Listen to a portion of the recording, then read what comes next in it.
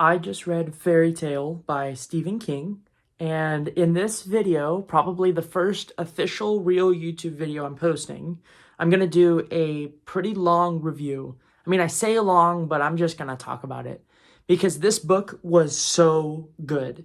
So for any of you watching this video and wondering if you'll enjoy the novel, I'll post it right here so that you can see because I listened to it on Audible. I didn't actually read it because I'm busy. But the book was amazing.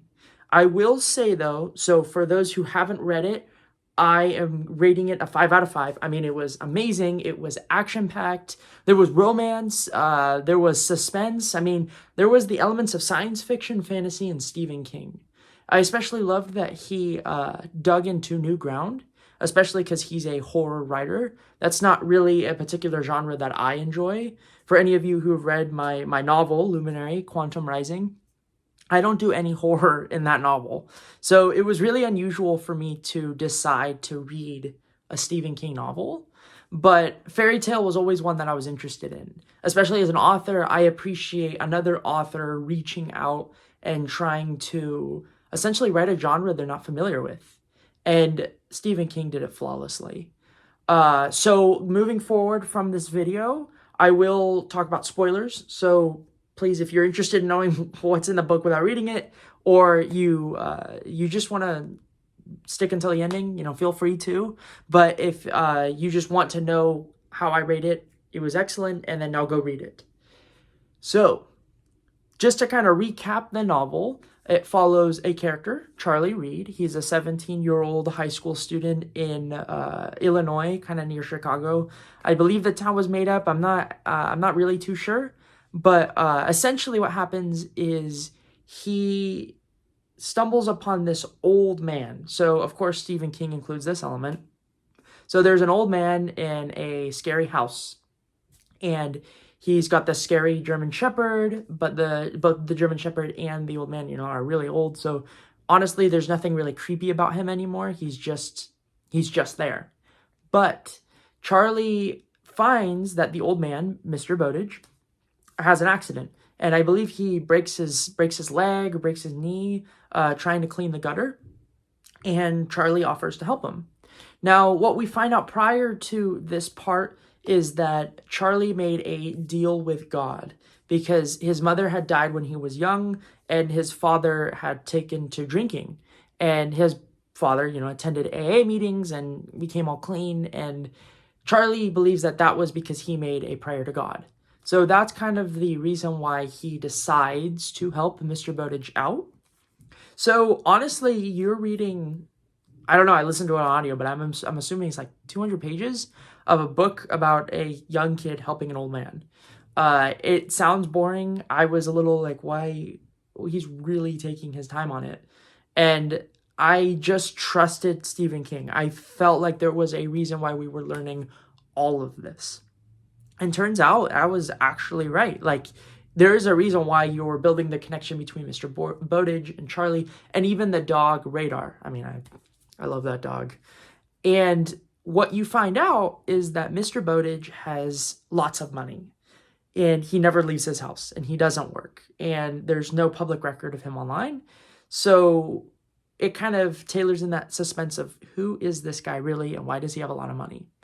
Mr. Bowditch hires Charlie to take care of him while, he's recovering in his home. But what he finds out is that Mr. Bowditch upstairs in his safe has a bucket of gold. This is the part where Stephen King ties in the fantasy, almost like Grimm's Tales inspiration into the novel. Obviously a bucket of gold. So you're wondering, where did he get this gold?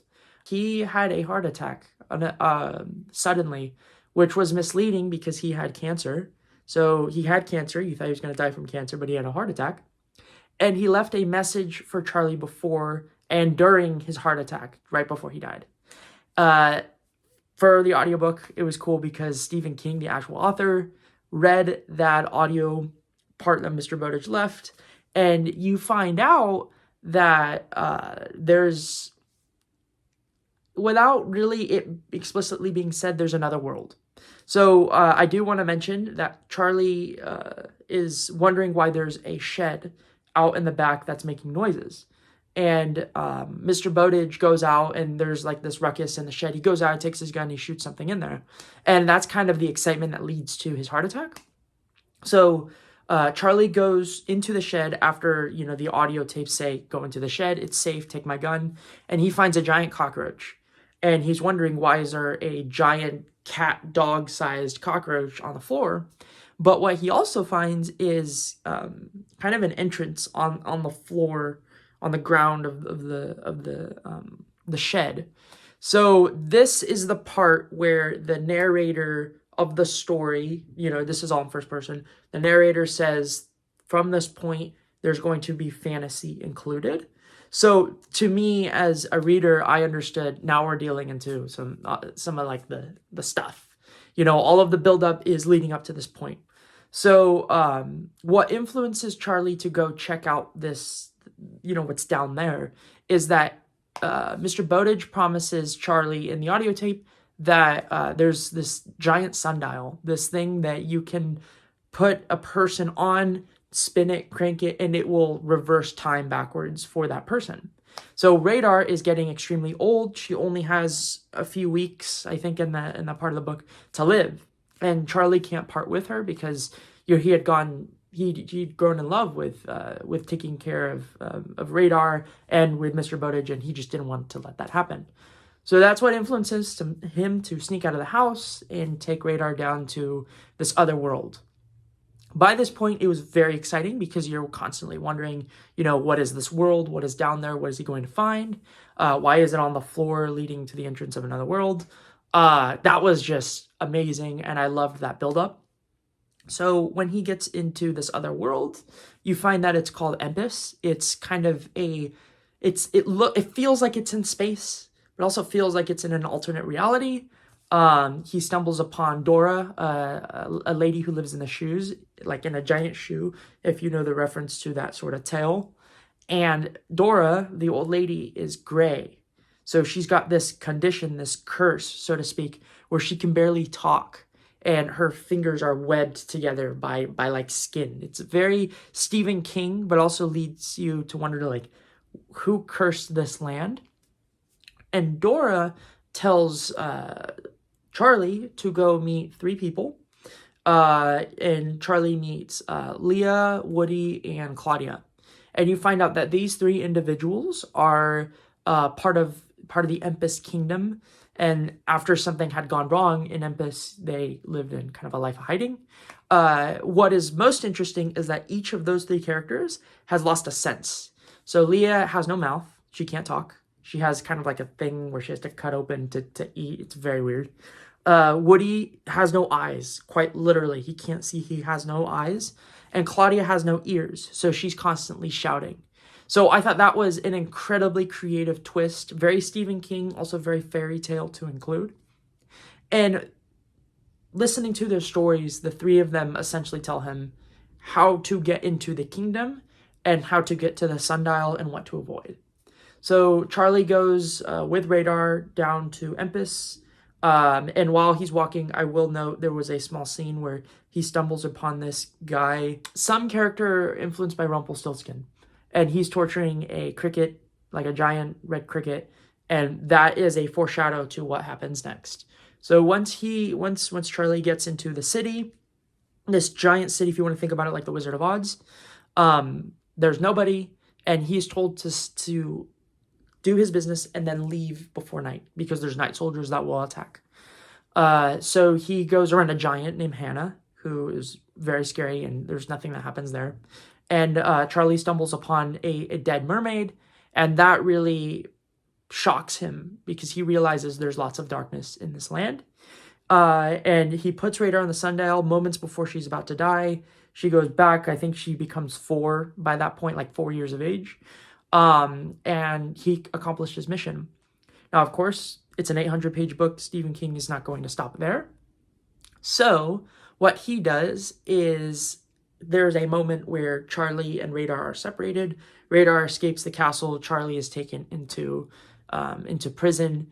And from that point in the novel is where you kind of get the meat of the story. I will say, as an author and a reader, I don't like it when characters are captured and held in prison. It makes me feel uncomfortable. It's like the mix between a trope you don't want to read or see and just you're disturbed because you hate the idea of people being imprisoned. So this was the part where I took a break from the book, but finally, once I got back to it, it was actually extremely interesting, because Charlie realizes people in Empus have the gray, but he doesn't. So he's not cursed, or he doesn't have this infection, so to speak, because he's what's known as the Whole One. And he is trapped in a dungeon with other people who are considered Whole Ones. And the main villain of the story, the Flight Killer, is essentially capturing and holding hostage these Whole Ones, and you don't know why. Charlie makes several relationships along the way, with some of the prisoners. His cellmate, Jamie, is crippled and very sick to his stomach, and he's constantly telling Charlie, take care of me. So there's lots of fear happening. There's a part in this section of the novel where Charlie meets Kellen. And if you want to think about it like a hierarchy of villains, Kellen is second below in command. So he is kind of the bad guy, but not the biggest bad guy. And they're like skeleton people, like skeleton ghost people. And Kellen's kind of like throwing out threats. It's a whole thing. But they finally get their 32nd member, which is what the Flight Killer needs, 32 whole people. And once he gets his 32nd person, they commence what's known as, it's to me, it felt very Hunger Games. It's essentially, they pair two prisoners together and they fight to the death for entertainment for the bad people watching. That is when Charlie sees the Flight Killer in person. So very scary looking person. That reminded me of the epilogue from my novel, which is a cool little connection. And he sees Kellen, and he sees Petra, who is kind of this witch wizard lady. There's not much detail into her, so I can't really say much. And of course, another trope that's included to the story. I'm sorry to say it with this tone, but Charlie wins. He survives. It's very exciting how it happens. I won't go into that much detail. And from that point, lots of people are dying, and Charlie is just sick of it. He's been in prison for too long. He needs to get out. This part was kind of hard to grasp, but essentially Percy, the gray individual handing out food to the prisoners each night, finds a way for Charlie to escape. And alongside the fact, the cricket who was being tortured prior in the story is actually a Snab, which is kind of the king of small things. And that cricket brings a message from Claudia, one of the royal members, telling Charlie, Radar's safe. Let us know if we can help you. And essentially what is found in the story is these night soldiers can die from water. So Charlie and several escapees band together and throw water on the night soldiers and escape. And from this part, my mind is a little fuzzy because it's 100 pages. It's really hard to recount everything that happens. But they successfully escape. And that's kind of the moment where, he reunites with the royal members. And kind of in the middle of it, you find that Leah is heartbroken because the Flight Killer is actually known as Eldon, who was her brother, and she doesn't want to believe that he was a bad guy. So this kind of persuades them to go back into the castle, especially because Flight Killer was told that he will unleash a giant creature in the very bottom of the world that they're in. So they have to stop him. Several things happen along the way. A few things to mention is one of the prisoners, Iota, who's mentioned in the story, he ends up dying because the Snab overwhelms Kellen with rats, and I believe there was some sort of infection thing. I don't know. Like I said, my mind is really fuzzy, but I will kind of skip to the chase just so I don't ramble on too much. But what you find is that Charlie is for an occasional time a prince, like the promised prince of Empus, and he is able to tell the beast, go down. He yells its name, Gog Magog, go down into, where you came from, don't come out. And that kind of concludes the story. The royal members, like Leah, who doesn't have a mouth, her senses return back to normal. Petra, one of the witch wizard characters I mentioned, takes a bite out of Charlie's arm, and he's about to die. He survives, and that kind of concludes the novel. He goes back to his home world and finds that he had been gone for 4 months. And Stephen King really wraps up the story nicely by including an epilogue where 2 things happen. First, Charlie goes to college and gets his English degree teaching. And in the novel, he takes his dad, who he was really worried about because he's worried that if Charlie was gone, that his dad would take to drinking again. He took his dad down to Empus to check it out and say that it's real. And they sealed it up, and that concludes the story. I mean, I skipped lots of details. If you guys are still watching this and you're like, I haven't read it, but I'm just sticking until the end, then I would seriously suggest reading it. I mean, this book was so good. And it's one of those books where, yes, it's long, but it's not boring. It's just thick in quality. And there's just lots of excitement that happens. So now I'm on the hunt for more great novels that I can do reviews and hopefully get inspiration for the sequel to my novel, Luminary, Wrath of Darkness.